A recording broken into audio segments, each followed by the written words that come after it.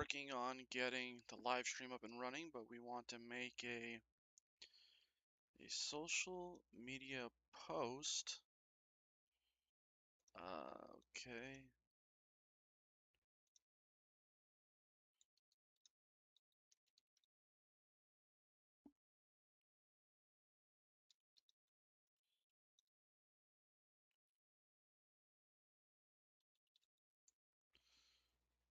Okay.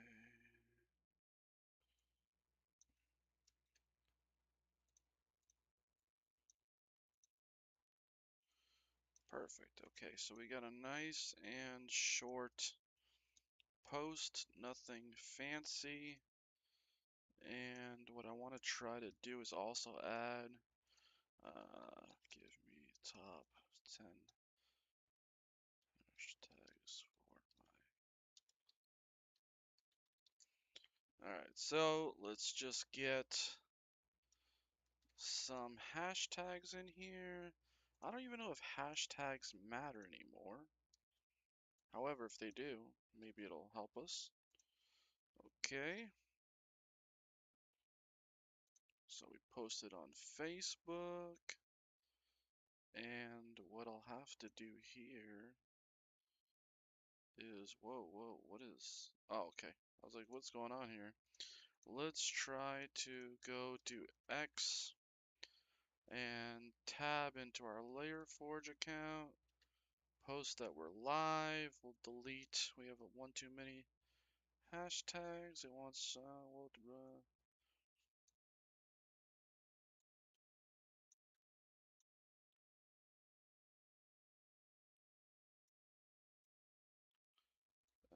let's get rid of that. Okay, and what I'm gonna do here is just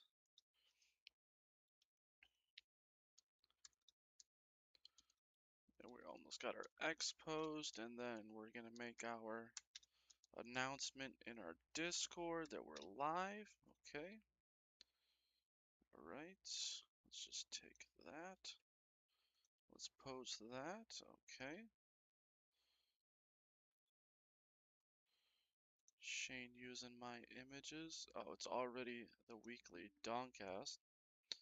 And we'll hop into Doncast later. First, we gotta do our little streamy stream. Alright. And we'll just post that and at everyone. Okay. And I'm going to take this and bring that up here. And we'll just delete that. Okay. So we have posted on all of our socials that we are live. Great. Okay. So let's go ahead and let's fire up Blender so we can get that up on screen. We are going to continue working on our Pharaoh Bee project. We're going to keep working at that. The great thing, I guess, is that I do have a good topic for us to discuss tonight, which I'm very ecstatic about. Should be a good chat. Should be a good chat. So tonight I'm going to talk about the only thing that makes relevant sense to what I'm doing is LayerForge Studio, right? Like talk about the studio, but there is going to be a unique twist to all this. Okay, so I had done some. How should I even start this conversation? Okay, here's what I'm gonna say. I'm just gonna start to preface what we're gonna talk about, or what I'm gonna talk about, and hopefully that allows everything else to make some sense. Okay, so we're gonna talk about how we created LayerForge Studio. And we're going to talk about AI. and we're gonna talk about the wargaming industry. We're gonna talk about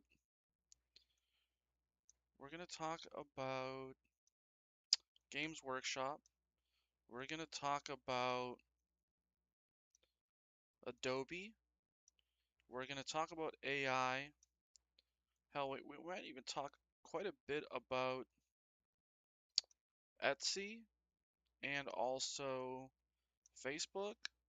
So I have a pretty good idea about what I wanted to talk about tonight and kind of not get off my chest, but let you know where I'm at, thought process wise.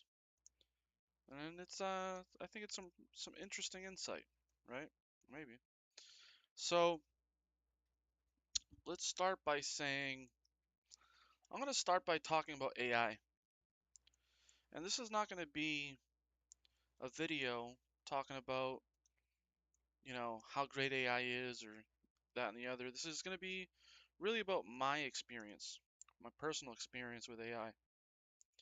And I think it's quite interesting, to be real honest, the story that I'm going to tell because it is about a real use case scenario, or almost it's about a case subject, right? Like actually analyzing what one person was able to do with AI.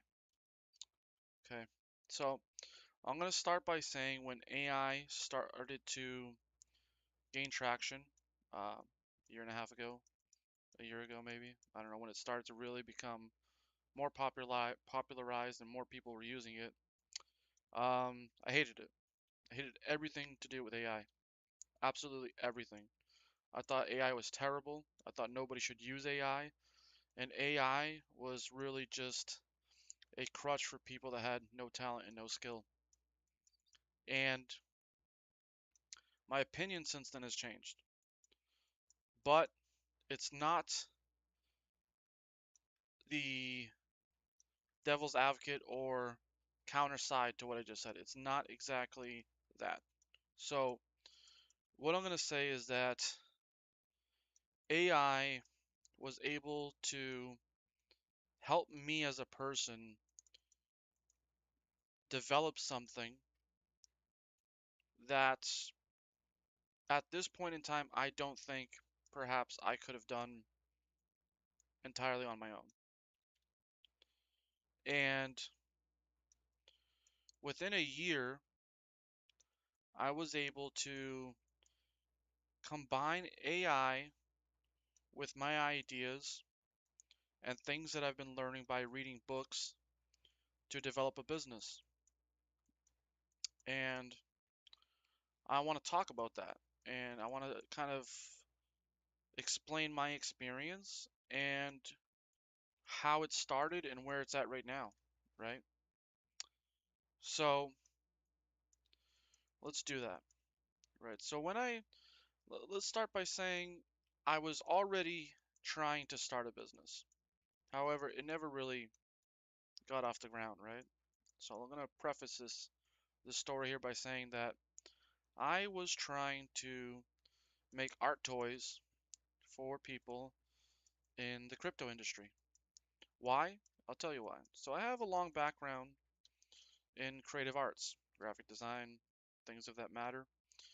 It's not what I do anymore professionally. However, I kind of grew up doing a lot of that, right? Screen printing, sign making, you name it. That's a whole nother story for another video. But what I want to come at is why did I want to make toys for the crypto industry, right?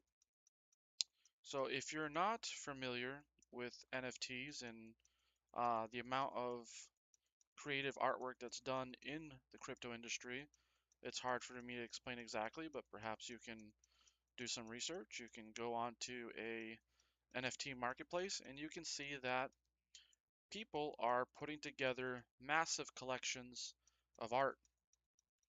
And when that first started happening, there was no AI, right? These were people that were going out there and commissioning artists to do these massive generative, let's call it AI, not AI, but layering of um,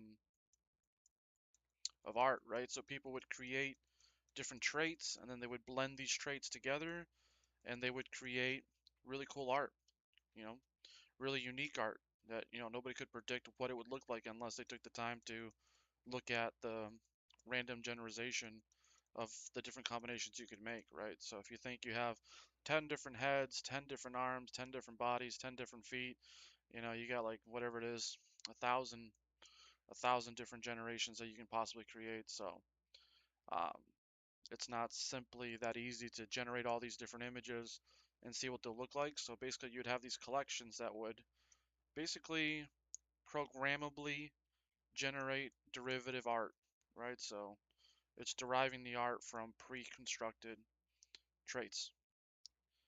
And so a buddy of mine gave me the idea, to be honest, it wasn't actually fully my idea, that I should start making toys for this industry. And I kind of felt like it was going to be a great opportunity.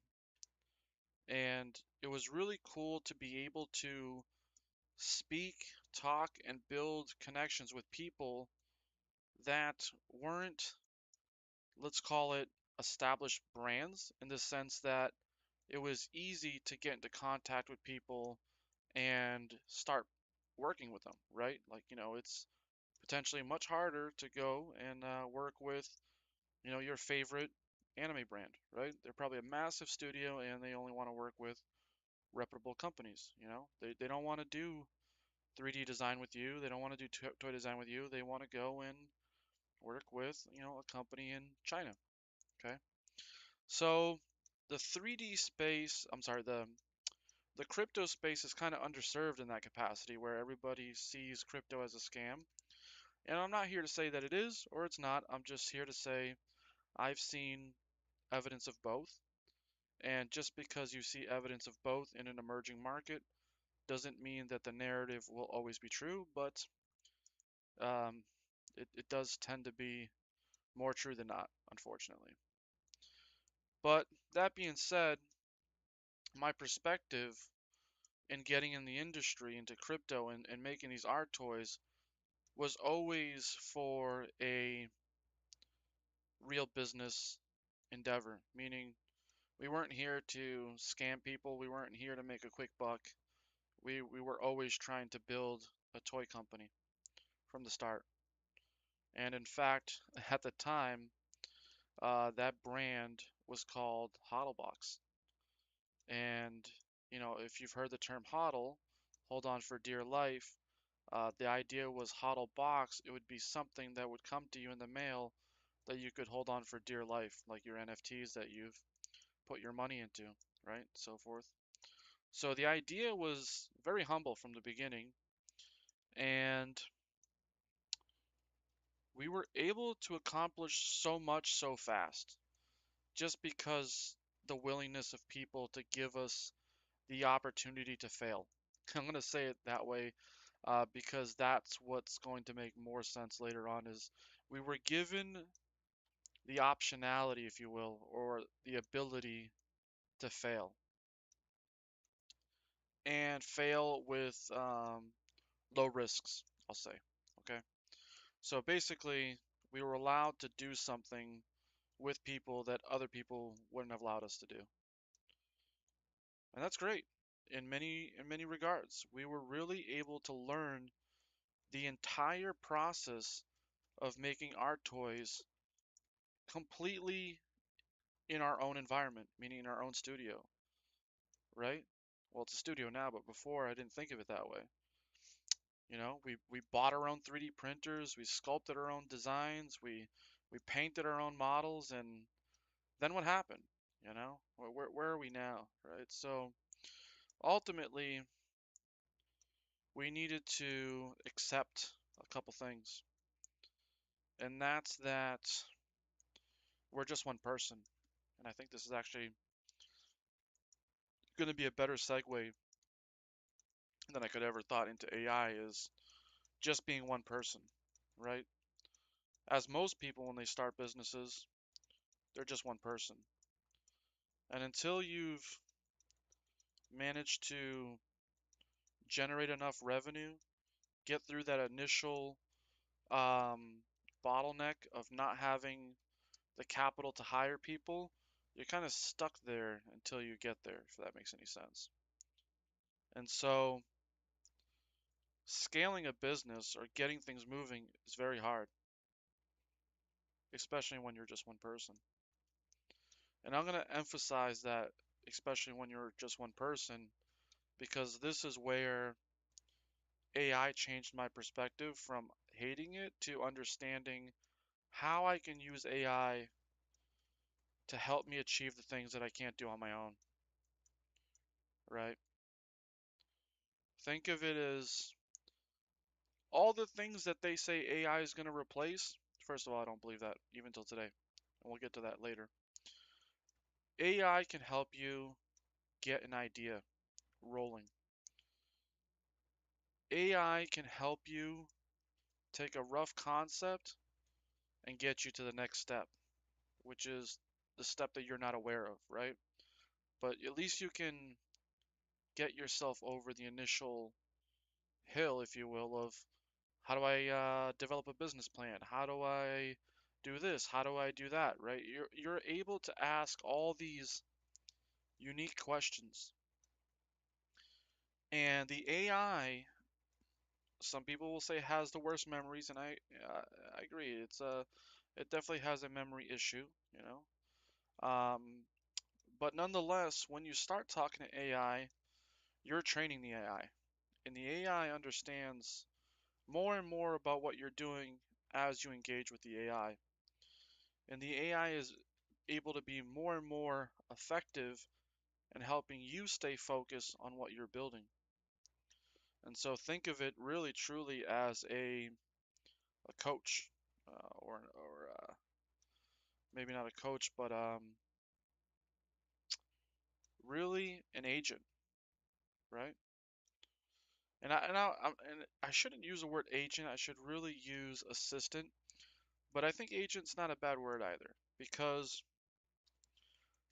as you go down the stack from an LLM, the next step is an autonomous agent that's doing work for you. But right now, like, you're the agent and the AI is the LLM, right? But kind of, right? You get what I'm saying. So you're now, in effect, able to think, write, process, and come up with plans more fleshed out than you could on your own, or at least in orders of magnitude faster than you ever could, right? So if you're somebody that has a full-time job, the last thing you do when you want to go home is work a lot, right? And AI allows you to take mental shortcuts, right? You can almost ask an AI LLM, very little as far as information you put in, and it's able to magnify that immensely and give you an inordinate amount of information. So, that being said,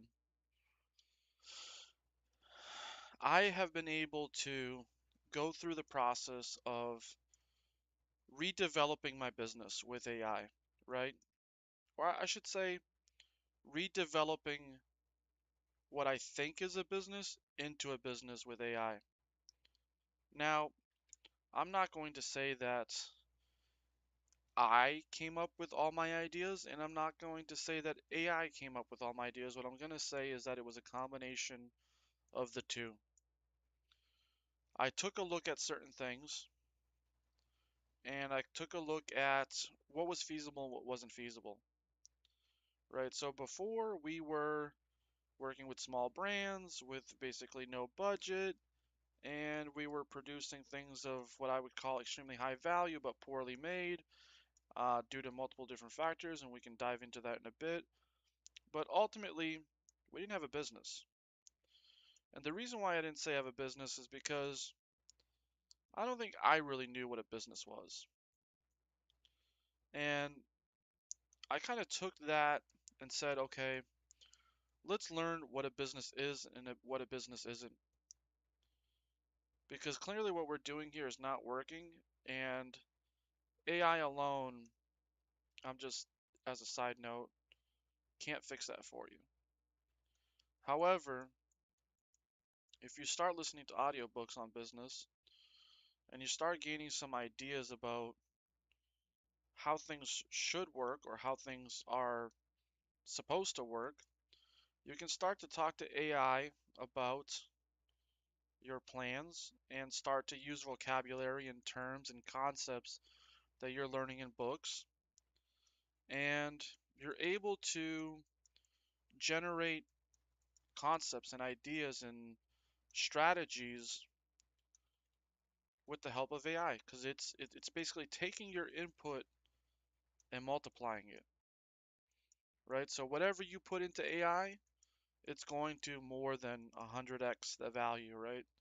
You vaguely write in what time should I start my live stream, and then boom, it's going to give you so much data, right? Specifically about your business because it learned about your business because you kept talking to it about your business.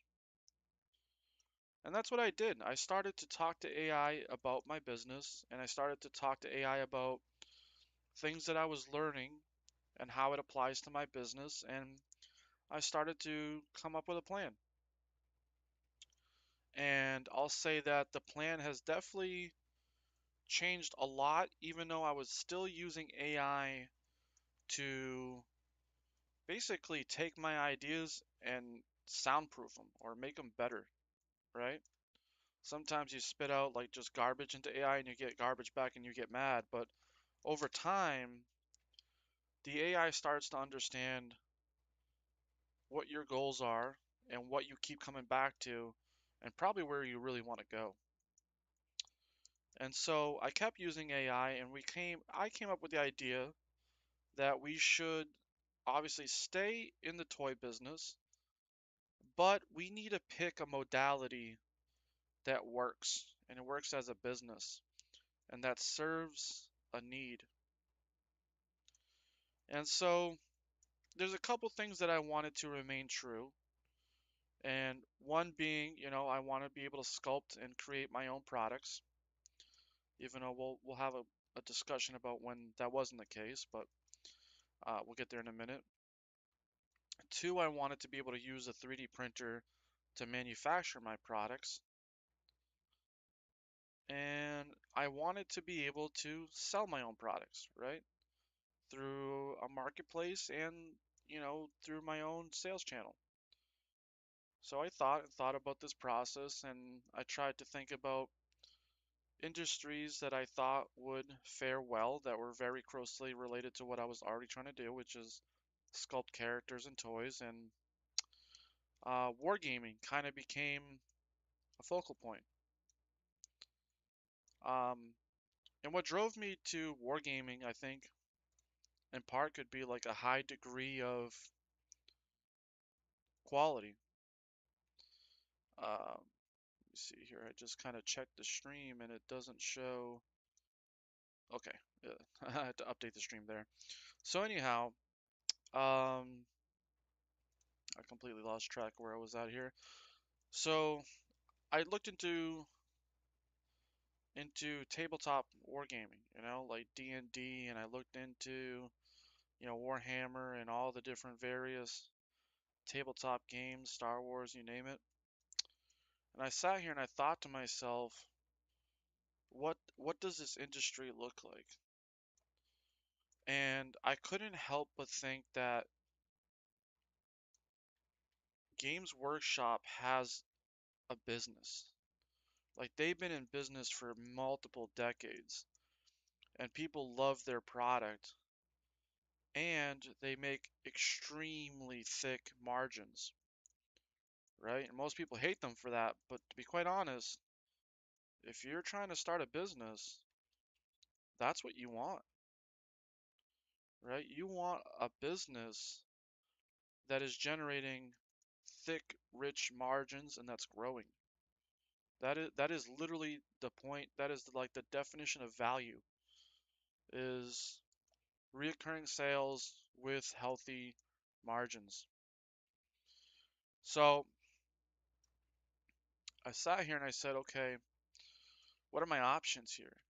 What are my options here if I want to be like like a like a games workshop? Obviously, we're not saying games workshop literally, but a small studio producing similar type of products, right? And so my first intuition was, let's stop painting, let's stop modeling, let's stop everything but 3D print and basically just be a reseller, right? And the idea was like, let's just get some of these licenses from like My Mini Factory and Patreon and whatnot. Let's get some of these licenses from these studios making these great models, and let's just resell their stuff. And it seemed like a good idea until I started to, kind of really dive into the numbers. And it very quickly became apparent to me that trying to resell someone else's product is a couple things. One, you're not the first person doing it, right? So not only is there the original studio, which has deals with distributors, but now they're also licensing their models so that small people like myself can pay them for the right of marketing their product. And the reason why I say we pay them to market their product is because if you know anything about selling something, you got to market the product in order for it to sell. And so now you're stuck in a situation where you're paying somebody for the right to sell their product, but in order to sell their product, you need to spend large amounts of time and energy to find a buyer. So basically, it's a double negative. And no shade on anybody that is doing this and claims to be profitable and this, that, and the other. But I'm telling you, it's not profitable. It's a double negative, and any money that you make will be caught up in all the associated costs with getting the sale, right?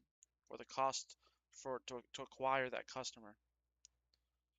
So your customer acquisition cost will eat up any profit that you can possibly make.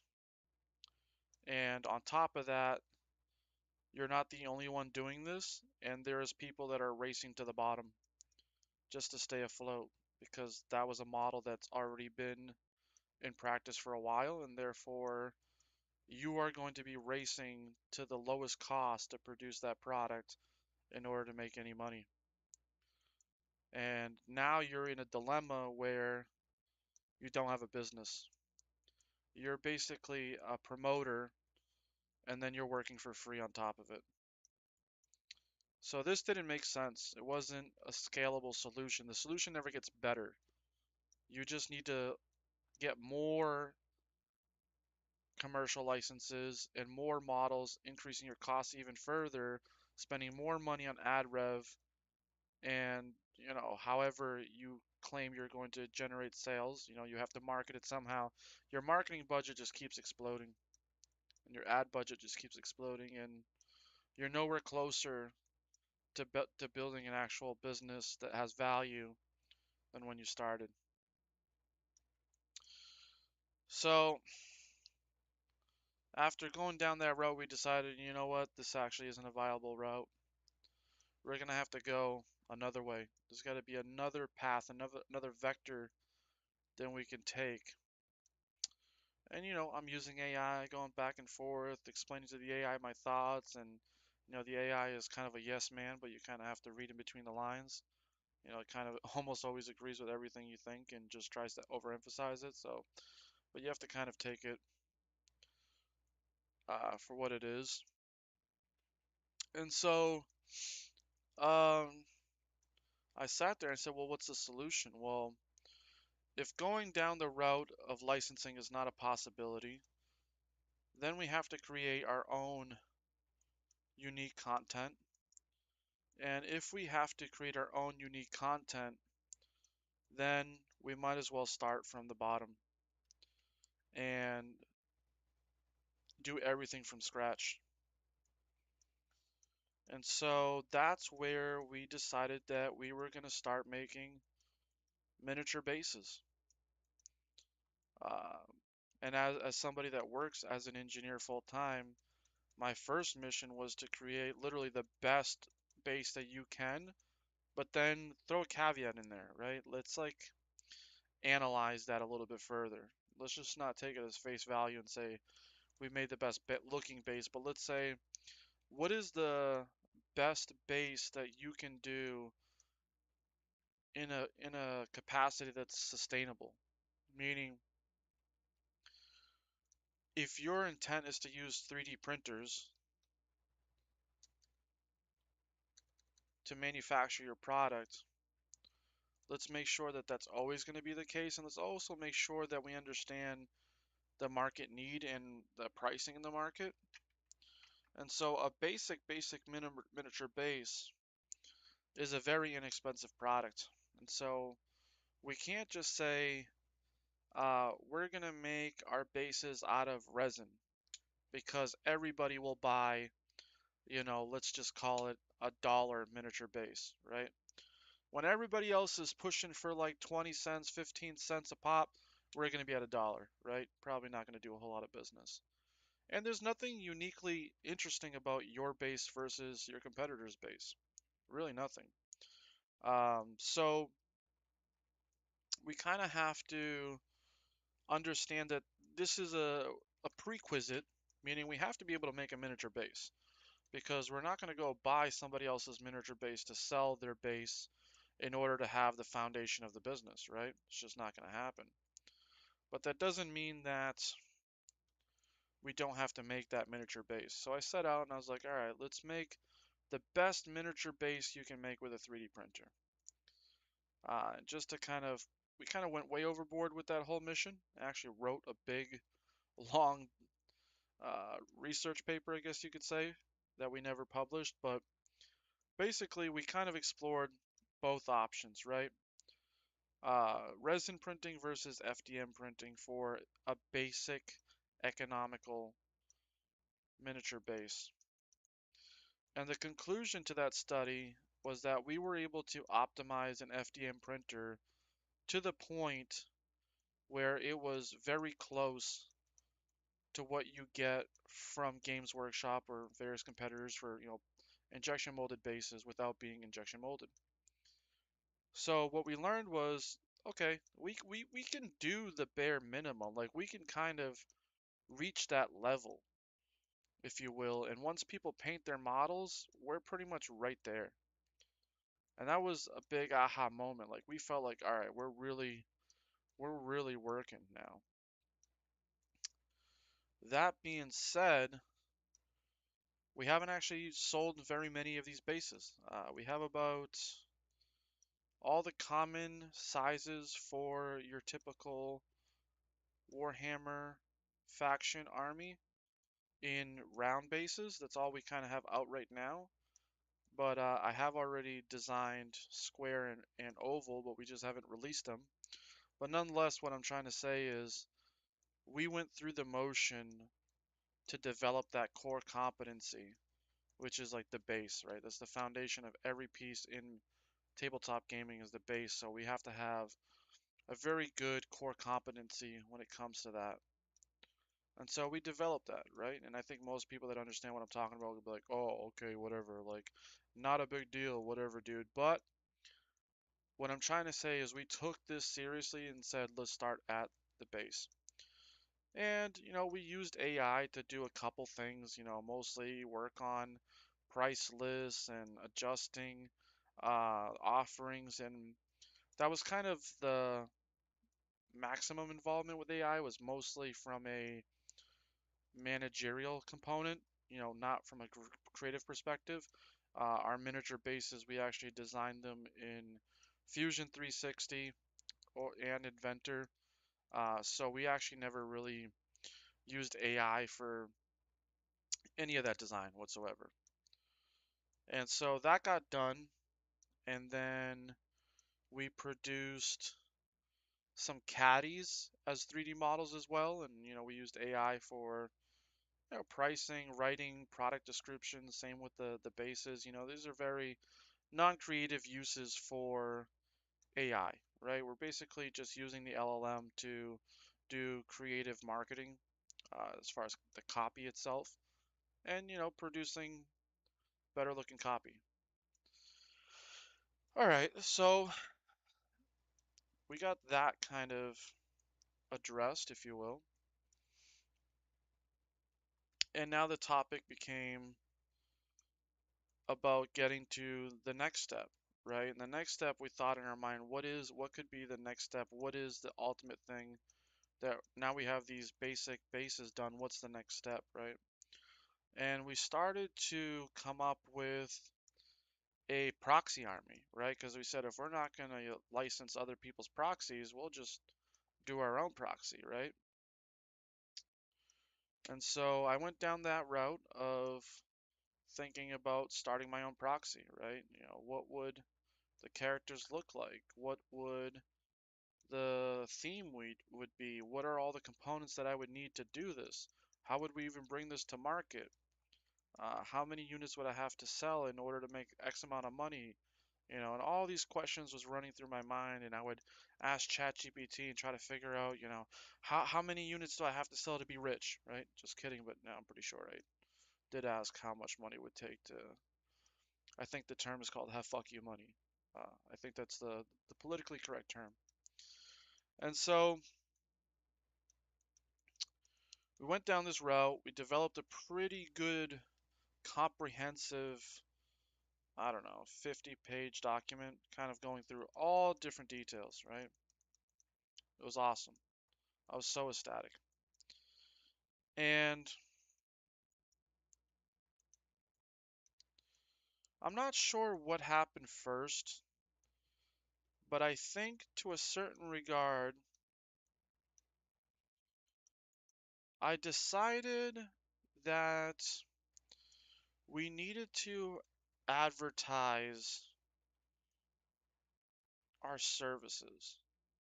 Even though like we had just decided that what we were doing was developing this whole faction, we kind of took like a pivot and just said, okay, how can we create some hero images, right? Some ad images for Etsy and just throw it out there saying that, we'll 3D print any files that you have, right? So if you have terrain files, if you have miniature base files, toppers, units, you name it, if you have those files, we'll quote and print that for you, right? So we put that out there, if you will. And before you know it, we went from just running ads on Etsy to running ads on Etsy and Facebook, and something happened. We started to get messages on Facebook, people asking questions about what we can do and whether we had a catalog and this, that, and the other. And this was the first time that we were able to get some insight from customers. And I'm not saying that, all the insight that we got was good, and I'm not saying all the insight we got led to sales, but we did make some sales on Facebook. And it kind of set this precedent that people were looking for products. And I'm going to say that the thing that converted the most for us, right? If we had an ad that said we'll print terrain, and we had an ad that said we'll print miniature characters, and we had an ad that said we'll print um, bases, and we had an ad that said we'll print base toppers, we kind of put all that into the ether, if you will. Put it all out there. And the one thing that converted much better than everything else into actual sales was custom bases. And then you go to AI and you say, okay, well, we have these 3 ads, and the only one that's converting is about miniature bases, and then AI gives you a story, right? To pat you on the back and make you seem like you're the grand uh, thought-provoking genius, right? Oh wow, you discovered something. People really like customization. They really want to make their armies theirs. That's why it's doing so well. Whatever it may be. And so we're like, all right, this is the plate. Let's keep doing this. And it's hit or miss. It's doing all right. We're still getting people that are interested, and we're still working to get more and more sales through custom bases. But then it became apparent to me that the number one thing that customers are asking for is a catalog. And I had come up with a catalog of miniature bases for the army faction that we wanted to build, right? We had this whole concept put together. We had all these ideas about miniature base toppers or custom theme toppers that would work out perfectly for what we wanted to do. And it seemed like we weren't, that idea is not unique to the faction that I want to develop.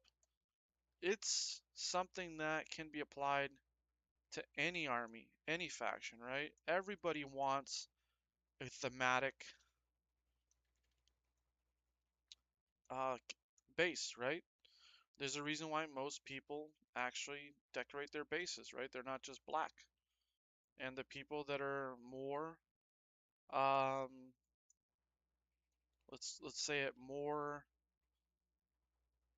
bigger fans or more into hobby will want something more than just a basic decorated base, a basic way of creating the illusion of some theme, right? Let's talk about, like, when you get captains in your box set, or if you get special characters, they come with that little piece of themed injection molded part, right? Like that character gets a cool base, but everybody else just gets the standard textured base. So I said, all right, so this is a real thing. This is a real opportunity to deliver value, right? And what is the value that we're delivering is we're making something generic into something custom and unique. However, it's hard to sell that without anything to show for it, right? Because until now, most of what we had worked on was art toys, right? Like what we're seeing right now. We got this bee that we're sculpting. How do I go? Like, yeah, I could do stuff like this to selling custom miniature bases. So here's where we start to go back to AI. We start to talk about AI for a minute here. So we started to, or I came up with this idea, was maybe we'll just create a render in AI and we'll send it to somebody. And if they like it, we'll just make it, right? Not saying this is wrong, not saying this is efficient. I'm just saying that's what I did. And we started to create these renders. And the more that we started to create these renders, the bigger the picture got, or the clearer the end state got. Like, we were like, okay, like, I can understand now how you can build a whole business just predicated off of making what could only be described as some of the wildest miniature bases, right? Because AI doesn't have limits, other than the fact that it only lives inside your computer. And some can argue it does more than that, but let's not get into the weeds here, or I don't know, I don't know. So I'm sitting here and I'm going, okay, so AI can do all this stuff, generate all these images. Let's use this and let's run with it. Let's see what happens. I'm a big believer that building a successful business or getting off the ground is about testing what works and then refining it. So we went through some A/B testing, try to figure out if some images perform better than others, and really try to push it out there. And this is where this conversation circles back to AI and um, Games Workshop. And what I have learned through going to uh, play with other people, play Warhammer with other people, and what I've learned from gathering some insight from the community is that people in the tabletop gaming space, let's just call it the Warhammer hobby, they hate AI. They hate AI with a fucking passion. And maybe they were just like me a year ago and they don't understand what AI can do, but maybe I don't understand what AI can do and shouldn't be used to do, right? And just to kind of put some emphasis behind that, this is part of the big pushback on people not wanting Games Workshop to use AI to create models, right? They want what they've been getting and they don't want AI slop, right? And AI slop is like a sore thumb. And this is where I started to really believe in this idea that AI, whether true or not, I'm not here to make a solidified statement. I'm more here to point out an observation. AI makes things less credible in the capacity that it's not authentic and anybody can do it. And so the barrier to what you're trying to achieve when it's perceived as just AI is not real. Digital shit, right? AI slop. And it really had me thinking, like, people really don't like this. And what does that mean when people don't like something? It means they're not going to buy from you if you do this. And so I sat there and I thought about that for a while and I said, what are the good things that AI can do and what are the bad things that AI can do? Meaning, from a value perspective, from a customer perspective, when a customer buys something from a business, what's the things that they're okay with you using AI for? And what are the things that they're not okay with you using that for? And I really thought about that for a little bit, and I'd like to share my insight on that. And I think that when it comes to an established creative profession, whether that's let's say like if you're Warhammer, right? If you're Games Workshop, or if you're an established brand, let's call it like what's something not exactly the same, but maybe perhaps somewhat equivalent, cartoons, or you have this really well developed IP, right? I'm trying to think what would be similar to Warhammer. Let's say Star Wars. What if Star Wars came out, and let's say Disney came out tomorrow and said, we're gonna make the new era or the new saga of Star Wars with AI. All AI. We're gonna fire everybody and make everything with AI. The consumer is saying, I don't want that. And so I think the best companies listen to customers and the worst companies don't learn quick enough. Or they don't learn by other people's mistakes, right?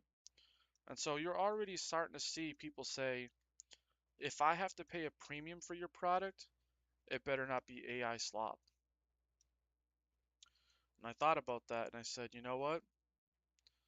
I'm going to take a page from this before it gets too in your face and it's too late and you lose credibility, especially when you're just trying to build credibility from the ground up. And I'm going to say, you know what?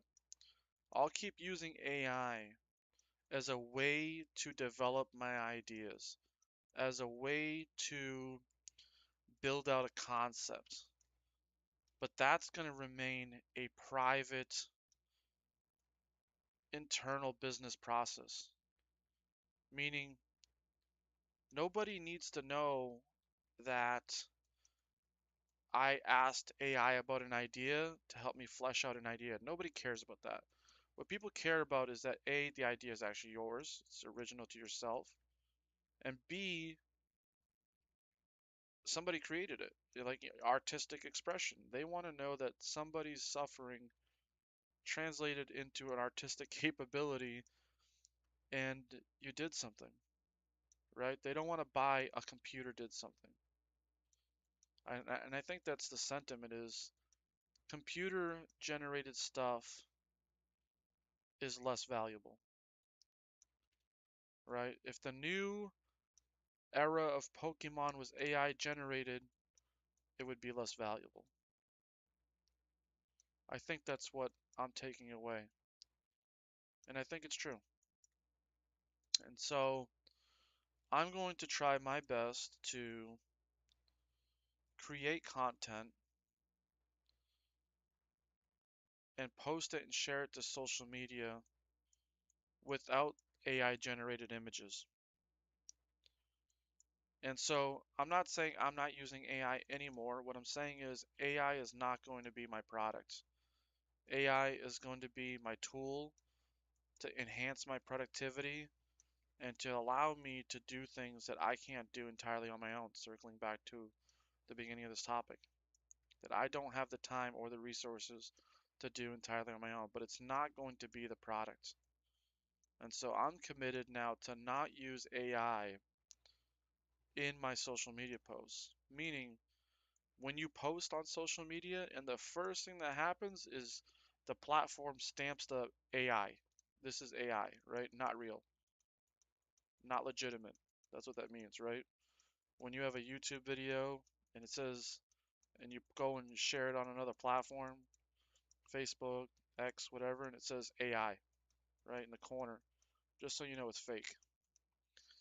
And I think that's something that can't be changed. Like well, it could, but what I'm saying is these platforms are not going to stop labeling AI as AI because it is important that people understand that what they're looking at is not real, and I don't think that policy is going to change anytime soon. And so I don't like when my stuff gets flagged as AI. I think that your content actually gets under promoted, if you will, when it's flagged as AI. Meaning your content does not do as well or does not get the reach it should because the algorithm says it's shit. And that's kind of where I'm going with this is you're being gatekept by using AI. So what does that mean? It means that AI can do a lot for you, but the thing that is most important when you're publicly facing, we shouldn't be using AI for that. Clearly, the networks or the platforms are telling us we don't want to promote AI content, mostly because they probably know that it doesn't perform well. And so these interactions that I've had with people about how they don't like that I'm producing AI content is probably more real than you think. Because at the end of the day, I feel like when people see AI, they see a Silicon Tech executive saying, your job is going away and you'll be homeless, right? I think there's a serious negative connotation with AI. And I just took a look at the chat section here, and I didn't even know that we had some people pop up. So what's up, J Dragon 60? What's going on? Oh, what's up, Grey Wolf? What's up, man? That's awesome. And we got the real oak tree. What's up, man? Looking real good. Nice shave. Looking real good. That's damn right, man. So we got comments on. The first stream we did not have comments working. And oh, that's so cool. We got our first stream with comments. And I got totally distracted. Totally freaking distracted about what I was saying. And okay, so we should start, well, I'm going to at least completely stray away from using AI images when I post my work or when I publicly post something online. I think that the information and the feedback that I've gathered is fairly straightforward. People don't want to see this shit. Especially if they're about to spend money, they don't want to see this shit. And I think that that's kind of come to the other side of this because I talked about how I think Games Workshop said that they will not be using AI. I believe that was the premise of all this is that they won't be using AI because people kind of protested, right? For whatever process, art creation. And when it comes to something like Warhammer, if you're into Warhammer and you really know how much time, energy is put into the stories, the artwork, the 3D modeling, the manufacturing, and the value of the company, the real value, you can see why people would say, don't do AI. We don't want this. Whatever you've been producing, whatever flack you've been getting, just put that aside real quick. Your company, the value it produces, the cash flow is extremely successful.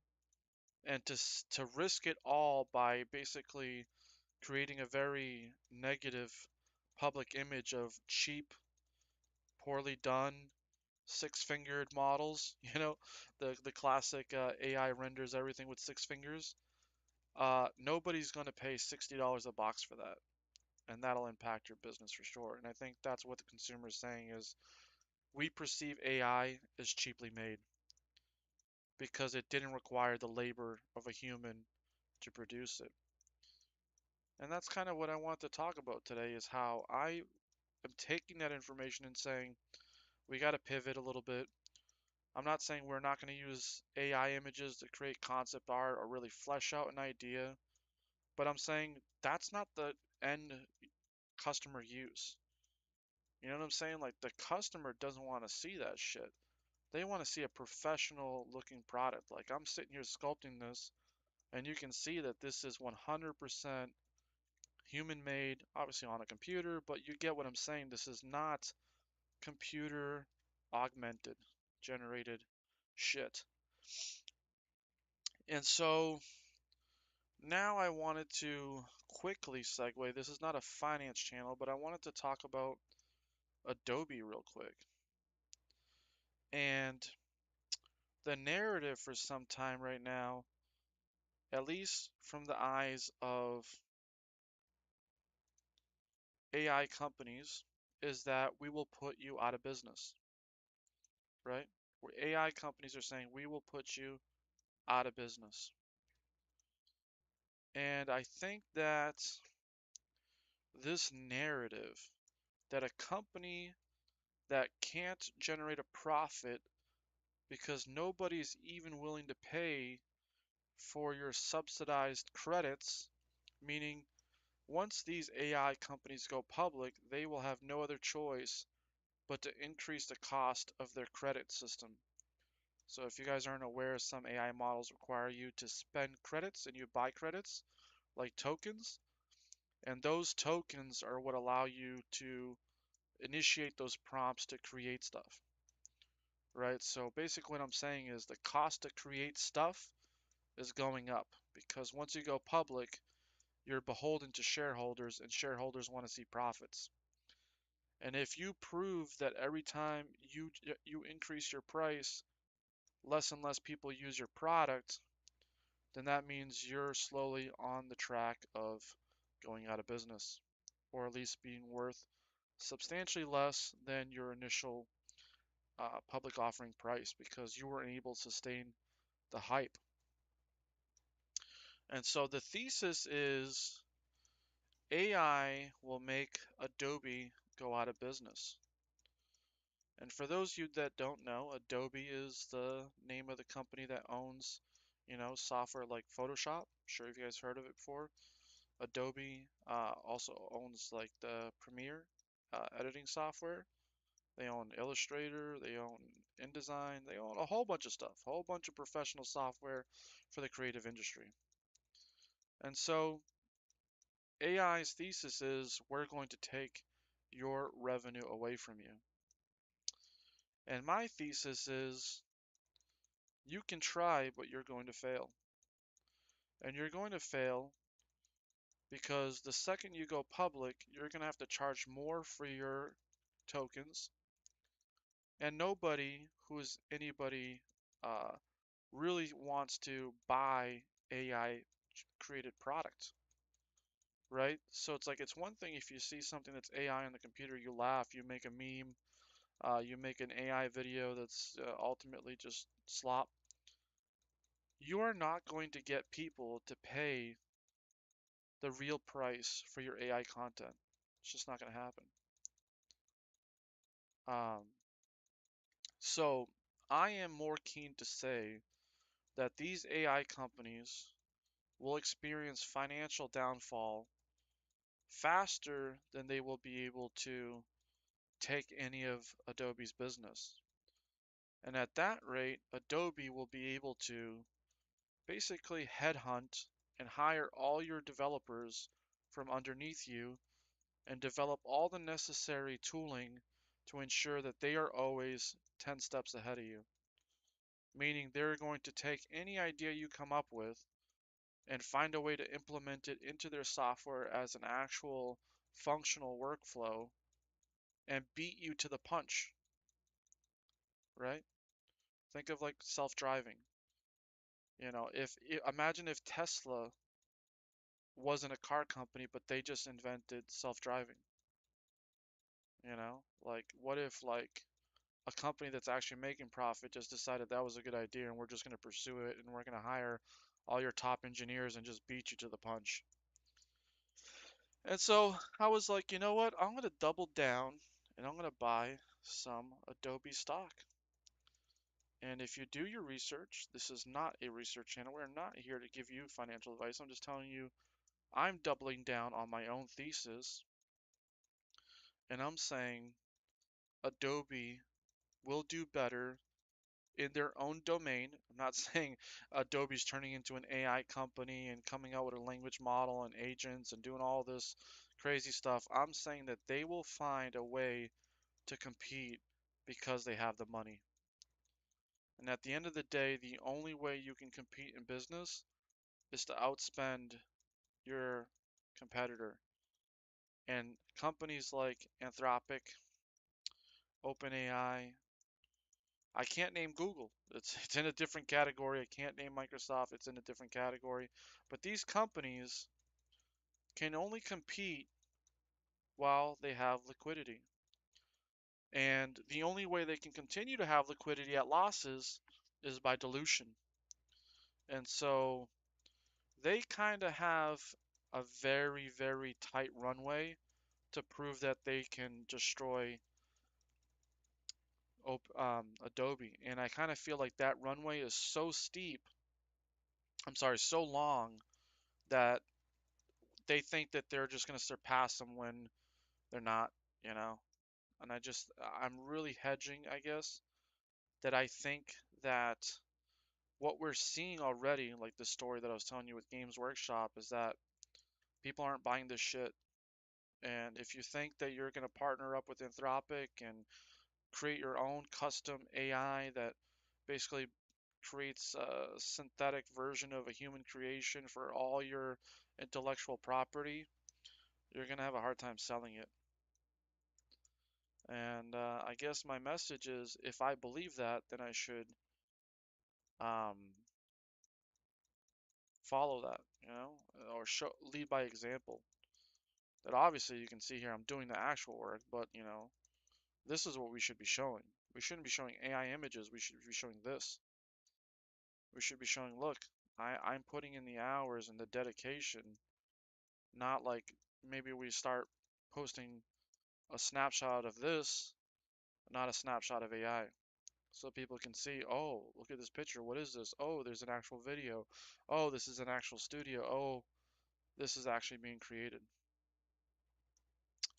And folks, that is our stream. And I can't believe I just monologued for the entire stream. Um, So yeah, that's super awesome. And we got more views on this stream and more average duration of view on this stream than our last episode. So from episode 1 to episode 2, we're doing pretty good. We're doing pretty good. Um, that being said, I just wanted to check a couple things. Um, yeah, good stream tonight, good conversation. I will think about a follow-up topic for tomorrow. More likely than not, we'll have to think. I don't know what more likely than not, but we'll have to think of a good way to segue the conversation for tomorrow. And maybe it's a continuing of what is right now, right? Like we're going to be going through things as they're happening in the studio. Like we're making this toy, then we're going to manufacture it, and so maybe we'll make the conversation specifically about what we're doing, right? We'll try to keep it close to what we're showcasing, what we're doing. But I thought that it was so real at the time, like coming up with the whole AI should be used in a limited way, and your final product should be a real product. I was like, yeah, yeah, let's just do that, and let's just kind of vlog what happens throughout the process, right? So we'll finish up this toy. Hopefully, we'll be done this week. We're definitely getting there. I know that the final stretch is kind of dragging on, but we'll definitely have this figure done by the end of the week, and then we'll go over 3D printing it. And then we also have some projects coming up after this one. So the pipeline is actually full. It's just a matter of getting all this design work done, which has been the time-consuming process. But one day at a time, one project at a time, and we'll keep building. I appreciate everybody that showed up to watch the stream, all 5 of you, and I hope that you know what, on tomorrow's stream we have 5 more. And if we don't stream tomorrow, it's because I passed out and I was tired. That's what happened yesterday, but we'll do our best to make as many consecutive streams as we can. Our goal is to use these streams as a way to completely document or vlog the entire creation process of a game design studio with, yeah, with stuff. All right, guys, I'm just about done. I'm gonna end the stream, and thank you for showing up. All right, bye.